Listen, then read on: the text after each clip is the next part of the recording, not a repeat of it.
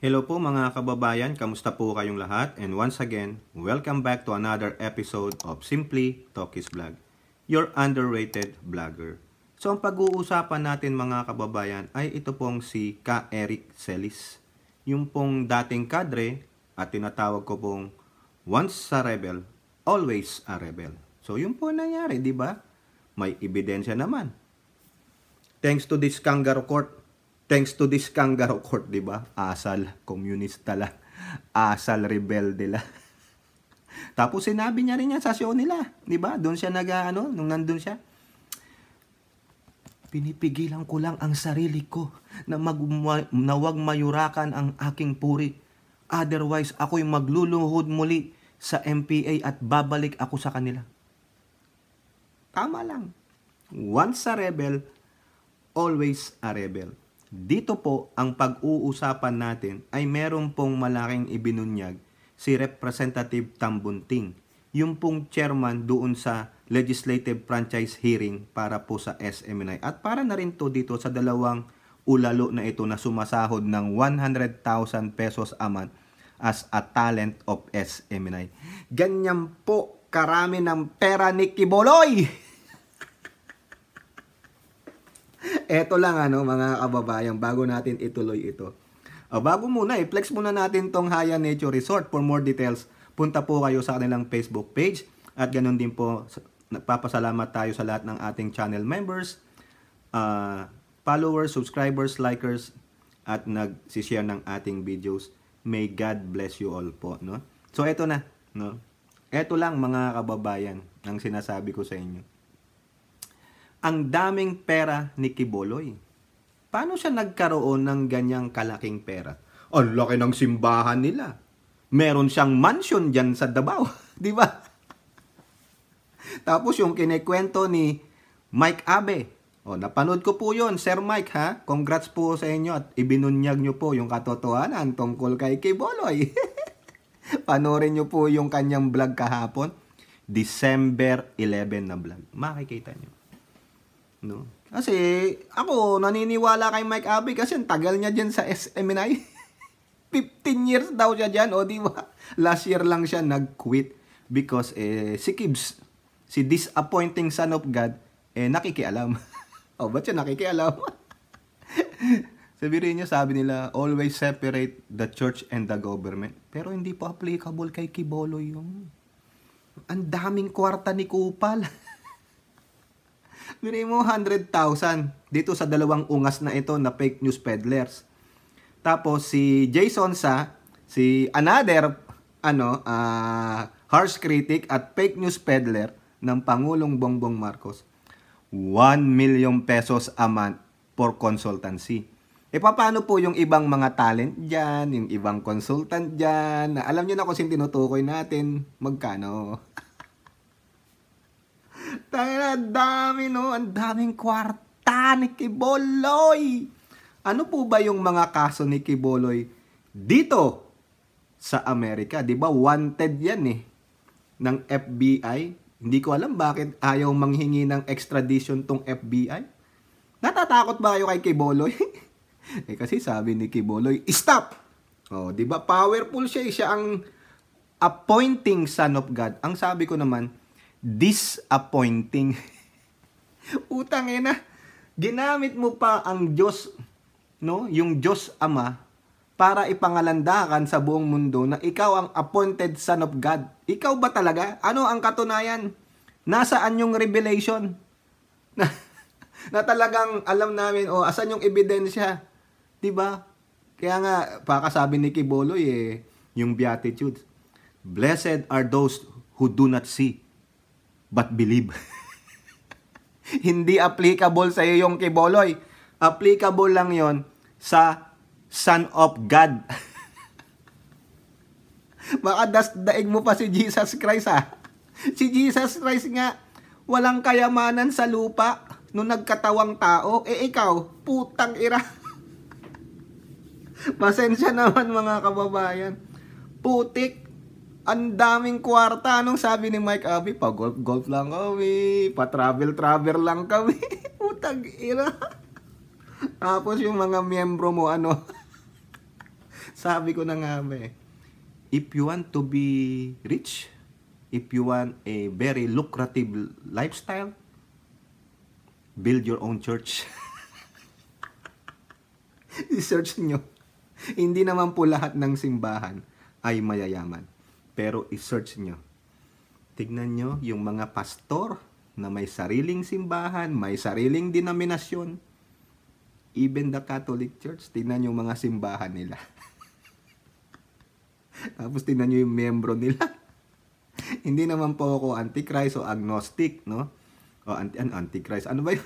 Anong tawag doon yung basta I forgot the name eh. Agnostic and ano po tayo, naniniwala po tayo sa Diyos. Pero the way I look at it, some people are using the teaching of God for their own satisfaction, for their own benefit. Ano yon? Monetary. Tingnan nyo. Magsusulat ng libro, kunwari, o yan, yayaman na. Kasi yung mga tao, very spiritual and religious. Pero sabi nga nila, ni Christ, may maniwala sa mga ganon. Their father is the devil. He is a liar from the very beginning. Have a deeper relationship with God by your own. Hindi ko naman sinasabi huwag kayong pumunta ng simbahan. Kinakailangan natin magkomunyon sa ating Diyos with our fellow believers. Pero in your own little way, if you want a deeper relationship, sabi nga nila, pumunta ka sa isang tahimik na lugar, sa iyong kwarto, doon. Dahil sa katahimikan na yon, doon mo mapapakinggan ang Diyos. Ayun. Di ba ginawa ni Christ yan? Minsan lumalayo siya sa mga disipulo niya. Ay naman, no? Pero, kasi po, kaya po natin nabanggit si Kibuloy. Sabi ko kanina, si Celis lang. Kasi po, meron po dyan mga, yung progressive group. Inuurat na siya ngayon. Ilalagyan po natin ng content yan si Kibuloy, no? Siguro, sasabihin ni Kibuloy sa akin, stop, Tokis. Nek-nek mo. Kupal ka. Di ba? Punta mo ako dito kay Boloy sa Amerika para punta ka dito kay Boloy. Magkape tayo diyan no sa LA Airport sa Coffee Bean. Tapos natip ko na ang FBI. Baka may reward pag napahuli kita. Magkano kayang reward kay Boloy? Kasi may poster na yan eh. Wanted. Oy. Wanted lang, hindi yung kanta ni Bon Jovi, no? O eto po, punta tayo dito sa unang topic natin. Kasi may papanood din akong video sa inyo. Galing din po 'yun sa hearing, no, yung third hearing nila sa legislative franchise asking for suspension of franchise of o operation of SMNI. Franchise or operation, no, sa NTC. Ito po sa tabloid ng Abante TNT. Tambunting, si Chairman Tambunting nung hearing na yon. Source ng maling impormasyon, ikinanta ni Celis. Uy, ano kaya kayong ikinanta ni Celis, no? Ano ba yan? We are the champions, my friends. Ganun ba kanta mo? Ano ba ang tono mo, Celis? Bass ka ba? Tenor ka ba? Alto o soprano? O tulad ka ni Mariah Carey? The pitch pipe. Yung pitch na yung gano'n napakatining na boses para kang si Morissette Amon. Wish 107.5. Celis, ano bang jukebox mo? Anong favorite mong song? Journey ba? Journey? Ano kayang kinanta nito? Tingnan natin. Ikinanta na umano ng SMNI anchor na si Jeffrey Celis ang source ng kaniyang maling impormasyon na gumastos si Speaker Martin Romualdez ng 1.8 billion piso sa mga biyahe nito. Pinuntahan ni House Committee on Legislative Franchises Chairperson at Parañaque City Representative Gus Tambunting si Celis at co-host nitong si Dr. Lorraine Badoy nitong Lunes sa detention center ng Cámara de Representantes. Quote, yes, a name was given. There is a source, sabi ni Tambunting sa panayam matapos ang kanyang pagbisita. We have to discuss this of course with the committee and the Speaker and the Senate President, si Juan Miguel Zubiri. Sinabi ni Tambunting na hindi automatikong papakawalan si Celis dahil nagbigay na ito ng pangalan. Yes, Hindi naman ho automatic yan, but we will have to study the options now.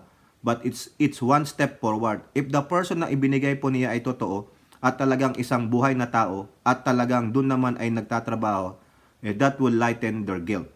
I can see naman na they're also remorseful at nagsisisi rin. O, tama naman yan. Baka naman po nasaniban na ng Holy Spirit. No? Magsabi na kayo ng totoo. Makonsensya na kayo. Diba?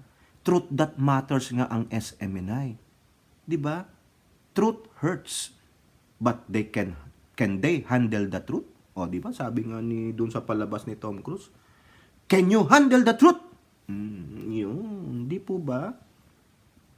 Especially behavior nila sa committee. Yung behavior ni Celis Thanks for this kangaroo court. Thanks for this kangaroo court. O, ayan, di po ba? Tama, mali. Ayun ang niya, nagpadala siya sa kanyang emotion. At kahapon din po, sa hearing na yan, sumulat po siya. Humihingi po ng humanitarian reason na siya po ay pakawalan, no? Ilabas sa kulungan, diyan po sa loob ng Kongreso, kasi po magha-holiday naman at also may sakit daw po yung nanay niya and he is remorseful. Yung remorseful po humihingi ng tawad sa kanyang mga inugali dun po sa Kamara de Representantes nung mga hearing nila. Nung pinag-usapan po yan, nagkaroon ng break kahapon at isa nga po sa mga legislative agenda nila yan doon sa hearing na yon. At meron pong isa na nagpaliwanag ng kanyang pananaw kung boboto silang aprobahan yung request ni Ka Eric Celis. So ito pong video na ito, no? Medyo mahaba-haba po ito, 4 minutes and 38 seconds video. Ang nagsasalita po dito ay si Representative Dan Fernandez. Okay, ito po mga kababayan ha. Panoorin nyo lang po yung kanyang take kasi po nag-uusap sila kung boboto po sila kung palalabasin nila si Eric based on that letter. Kasi magbi-break na po sila Come September 16, break na po sila. Kaya ang huling nila, September 15. Hindi ibig sabihin break, hindi sila magtatrabaho sa loob ng mga opisina nila. Papasok sila pero wala pong ganitong mga hearing, wala yung mga sa plenary, ganon, debate sa mga batas o ganito, whatever. Wala pong ganon, kundi nasa opisina po sila nagtatrabaho. Pero itong mga ganitong mga legislative agenda, wala po, naka 2 weeks break yata sila o a month. Kasi ang balik na yata nila, 3rd week of January. Correct me if I'm wrong, no, mga kababayan. So ito po, si Representative Dan Fernandez explaining his side. Kukomentuhan din natin ito. That Mr. Celis is a threat to our national security. Considering that he mentioned that in all fairness, no, dahil may sakit po yung kanyang nanay, even my mom is right now is in the hospital, but I'm still trying to work at it right now.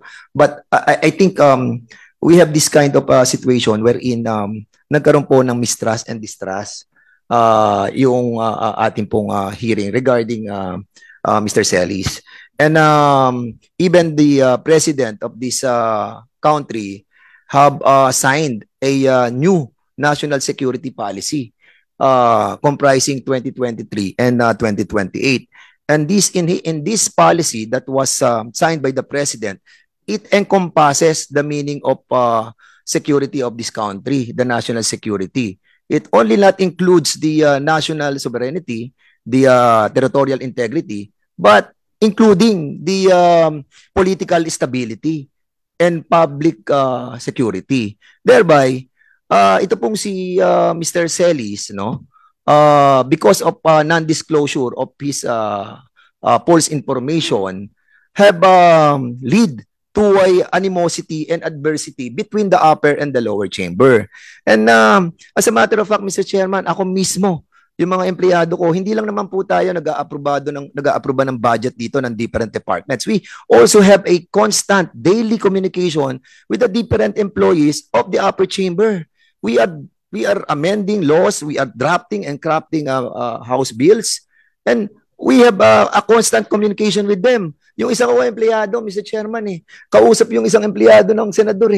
Ang tawag sa atin, mga traidor. Ang tawag naman natin sa kanila, mga hudas. And this is causing political instability and also involving the public in this issue. So much more that political instability is being created. Mismo pong si Mr. Celis, no? I believe, no? Yung pagiging puso at yung kanyang puso at sa kanyang isipan, yung pagiging kadre niya, he is not properly rehabilitated. It's always been there. Never been gone. And I believe, never will be, Mr. Chairman. That's the reason why meron siyang salita na kung hindi magkakaroon ng magandang hindi siya mapapagbigyan, babalik na lang po siya sa pagiging NPA. We are living in a democracy. And every one of us is here, elected by the people. We are debating, we are interpellating. Sometimes we are being rejected, but we agree on voting on something. And that's the reason why, how can we be assured of that after we have given him, to be released in the detention in this House of Representatives, nakakasigurado po ba tayo na hindi po tayo aatakihin muli?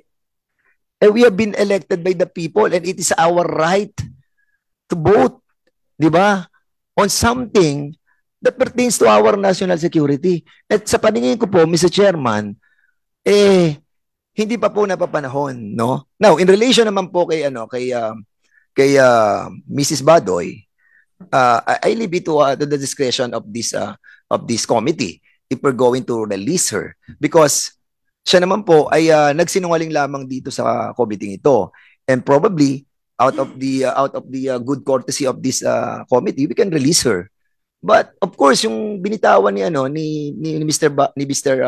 Celis, very critical po to, and even the president have ordered us, in order niya sa kanyang national policy, na sinabi niya to succeed the new national security policy, the whole of government approach and the whole of the nation approach must be considered and harmonized in our program and strategy. And even the policymakers can likewise use this document as a guiding tool to secure our national security.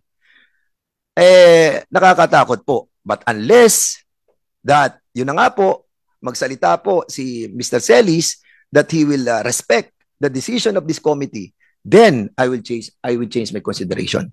So yan po mga kababayan ang paliwanag po ni Representative Dan Fernandez. Napakaganda po ng kanyang pagbibigay ng kanyang opinion kung palalabasin o igagrant yung request ni Ka Eric Celis na siya po ay palayain sa pagkakakulong diyan po sa Kongreso, no?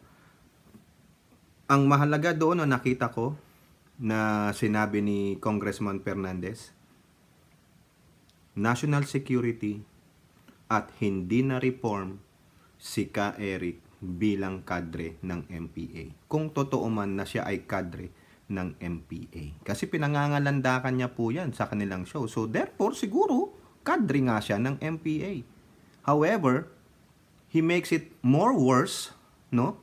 Nung nagsalita siya after nung first hearing, nung sinasabi niya yung kanyang source na ganto sa Senado, nung bumalik sila sa show nila, doon siya nagwalwal Naging detriment po sa kanya yung ginamit yun, kaya nga wag masyadong matabil. Kaya 'di ba yung Sara Duterte nyo hindi matabil, tamilmil naman siya. Kasi pipi. Sa sobrang hindi matabil, naging pipi. Siguro kada buka ng bibing yun alam niyo na, Paris na lang. Di ba? Ang ganda po ng sinabi ni Dan Fernandez. Unang-una, bakit threat sa national security? Kasi yung source niya sa Senado, no? At also, meron sang source, kung iisa mang tao yun nagbibigay ng information sa MPA. Yung mga impormasyon na galing sa Senado, o anumang impormasyon na nakakakalap nung source niya sa Senado, kuno, ibibigay mo kay Eric. Bakit kay Eric mo ibibigay?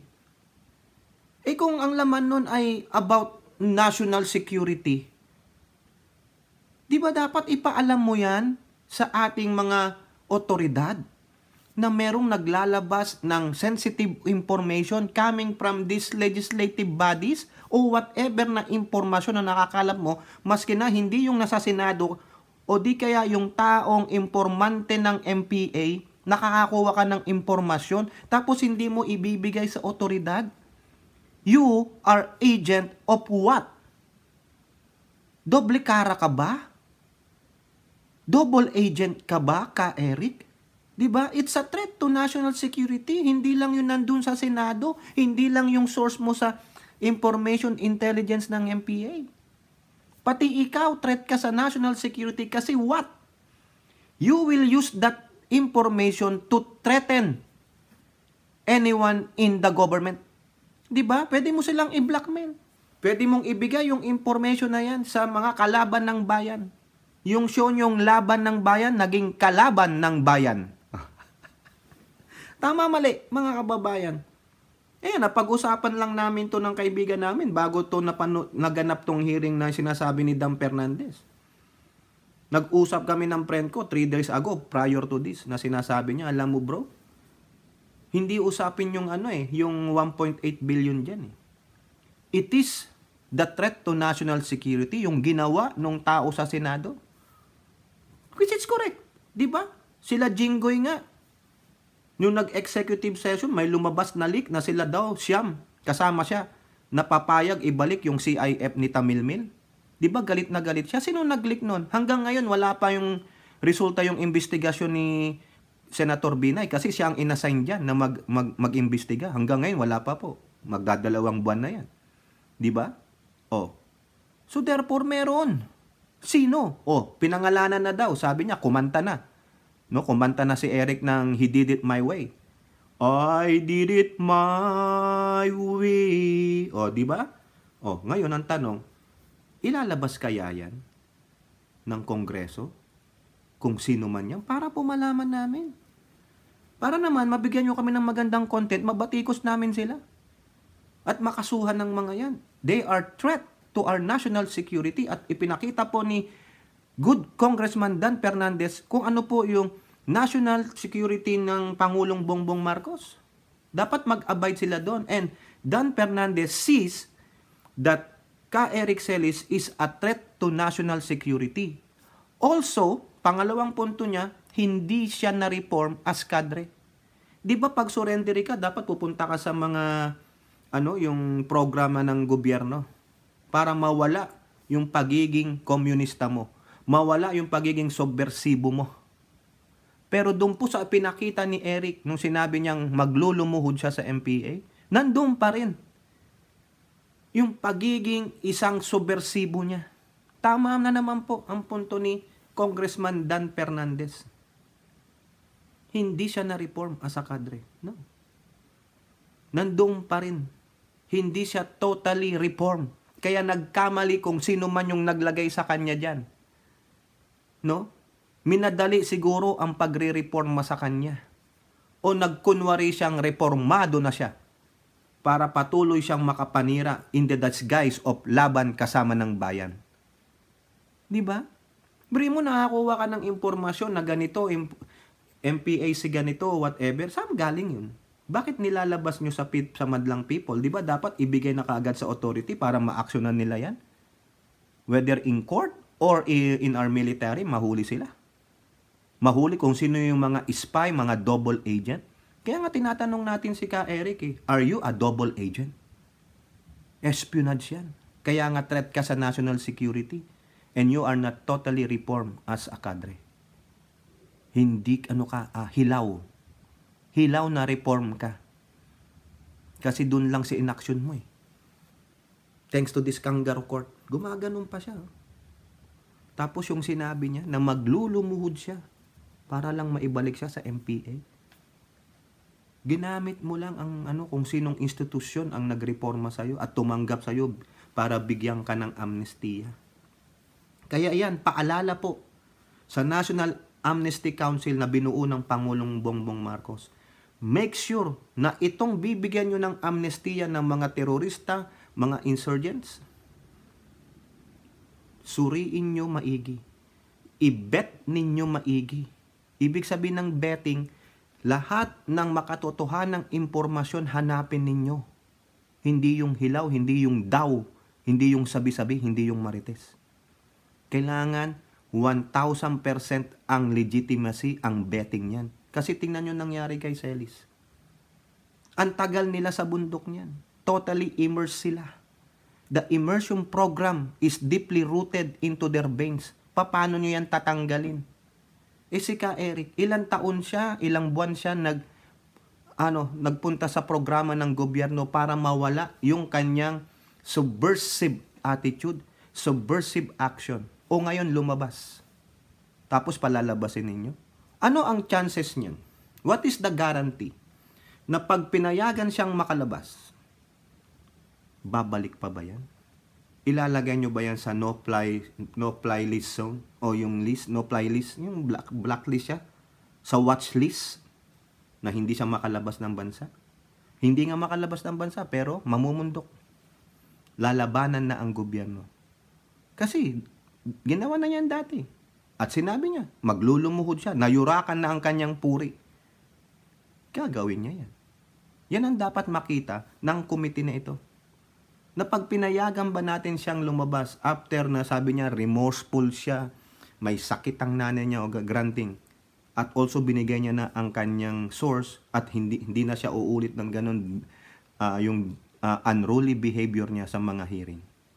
Pag pinalabas niyo yan, paano niyo mapapabalik yan? Paano niya gagawin yung sinasabi, sige babalik ako. Walang katotohanan eh. So, umpisa pa lang, if he can fed us with this malicious information, how about this? Paano nyo napaniniwalaan ang sasabihin niyan? Di po ba? Lahat ng sasabihin niya, it becomes all a lie.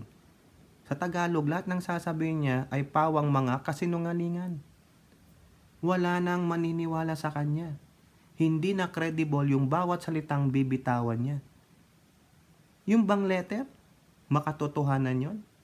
Or just a getaway jail pre-card para makalabas siya? Tama, mali. Kasi sabi ni Dan Fernandez, even my mom is in the hospital pero nandito ako nagtatrabaho. Di po ba? Sa aking opinion, that letter is just a jail jail pre-card. Get out of jail. No? Paglabas niyan, see you once in a blue moon. Ganun na lang yan. Kaya Chairman Tambunting and the rest of that committee, make sure that you will give a right decision. Gusto nating managot siya. Di po ba? As long, kung pwede nga ipakulong yan, pakulong nyo yan eh. Di ba? Ngayon, ang sabi nga ni Dan Fernandez, mabait pa siya eh. Kung sasabihin niya right now sa public na hindi na siya babanat paglabas niya dito, ano ang guarantee natin na hindi na siya babanat, di na tayo babanatan ng niyang mga fake news na yan? Okay lang bumanat kung may katotohanan eh. Pero yung bumanat ka ng walang katotohanan, wala kang basis, that's a no-no. Kaya po nangyari, suspended. Walang desisyon. Alam nyo, narinig ko sa dulo, may nagsasalita, hindi naka-off yung mga speaker nung mga mic nila. Pagbibigyan na sana eh. Kaso binawi pa eh. O di ba? They are ready to vote to let him go. Pakawalan siya for humanitarian reason. Pero dahil nga po dun sa sinabi ni good Congressman Dan Fernandez, nasway, no? Nasway na no votes. Walang botohan nangyari kundi suspended until further notice. Diba, sabi ni Chairman Tambunting, panoorin nyo po ito kasi ano lang to eh. I think this is less than 10 minutes yung bumalik po sila yung part 2. Nandun po sa ating live. No, tignan nyo. Nandun po sa live section ng ating videos. Nasa live section. Yung almost 9, actually 9 minutes lang yun eh. Walang 10 minutes.